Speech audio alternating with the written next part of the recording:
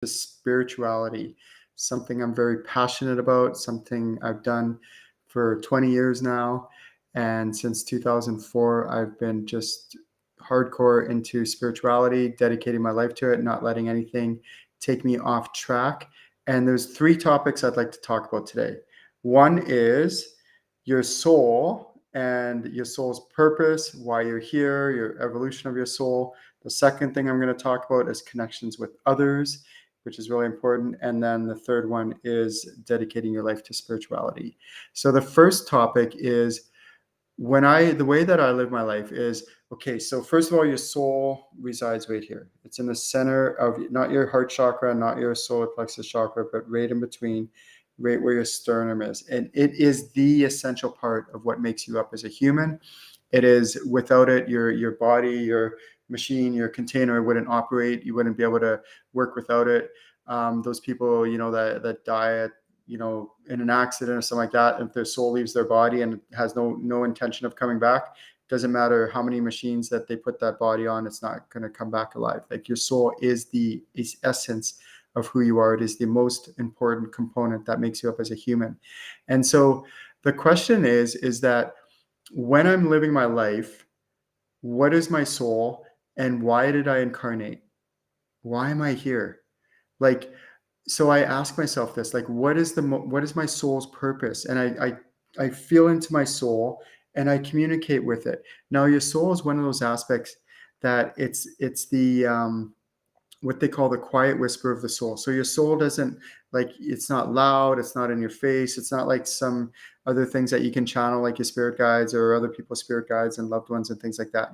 It's called the quiet whisper of your soul. And so it's really important to connect with your soul and find out why you're here. Like, what is my purpose? What's the reason I'm here? How does my soul want to grow, evolve, expand, and learn? Like, what does it want to learn? Why did my soul incarnate? Like, these are all really, really, really important questions to learn. So what I do is, because I know what my soul's purpose is, my mission is to make this world a better place by teaching people how to channel. And that is my one and only focus. Like, right now, that's the most important thing. And of course, health and, relationships and other things that, yes, don't get me wrong, those are all important. Taking care of your earthly duties, that's all important.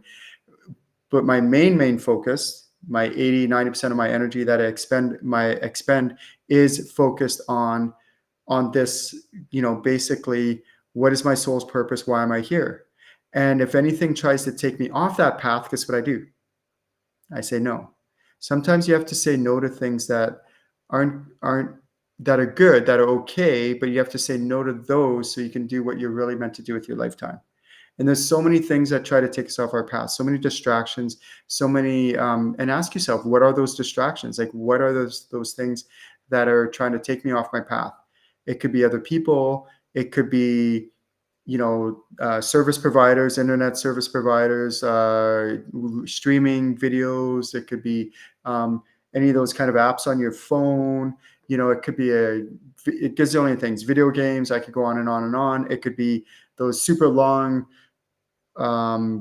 conversations that you have on the phone that drain you when you're done. I don't know if any of you've had those. I know I've had those from time to time, but I try to cut them short or minimize those.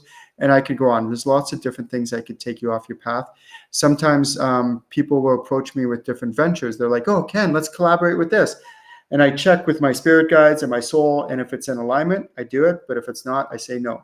And guess what? More times than not, I say no, because that's not my main focus. My main focus is teaching people how to channel.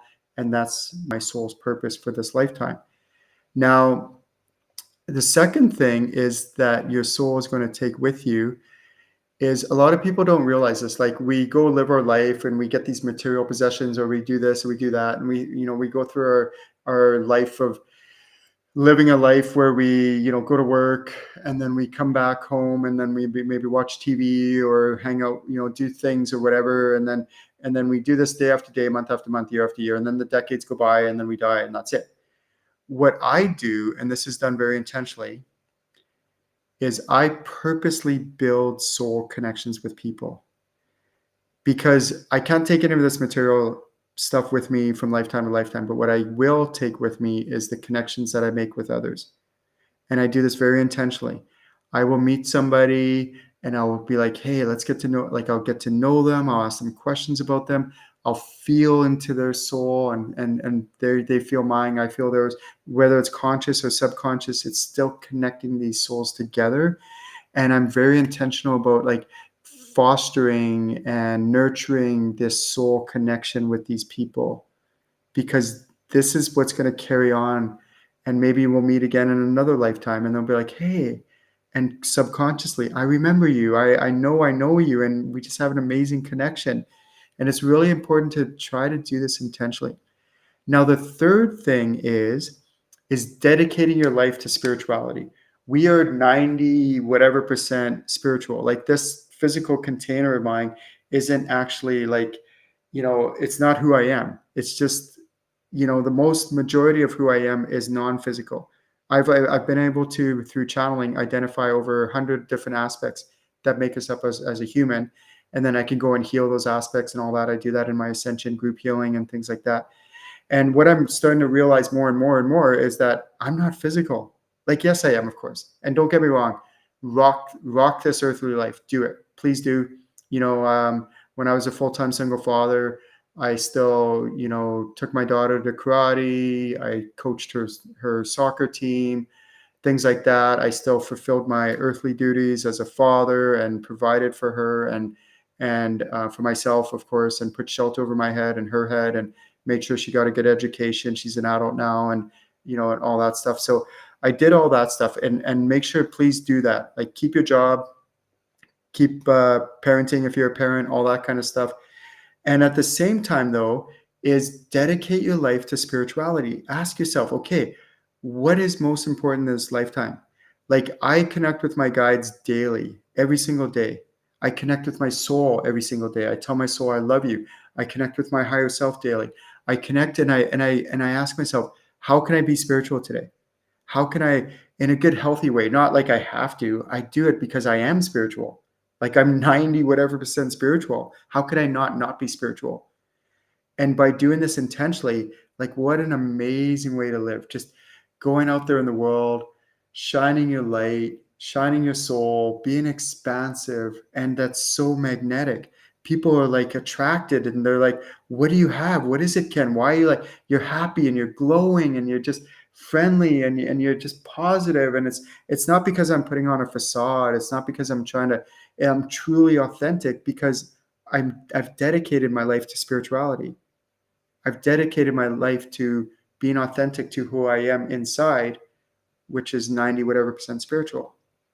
Does this make sense? If you have any questions, comments, or maybe you want to like elaborate on an experience you've had or how you dedicate your life to spirituality, please do. And maybe you're not there yet. Maybe you're like, oh, I would like to do this more. And what I've done is I've developed entire curriculum around teaching people how to channel, teaching people how to connect with their soul, their higher self, their spirit guides, ascended masters, loved ones, sprites, fairies, dragons, angels, all that cool stuff. How to do readings for people, past life readings, do readings for their loved ones, readings for their spirit guides, how to do ancestral readings, how to do healings and animal communication. And I could just go on and on and on. Why? Because I've dedicated my life to spirituality. My name's Ken Lewicki, channelinginc.com. Have a great day.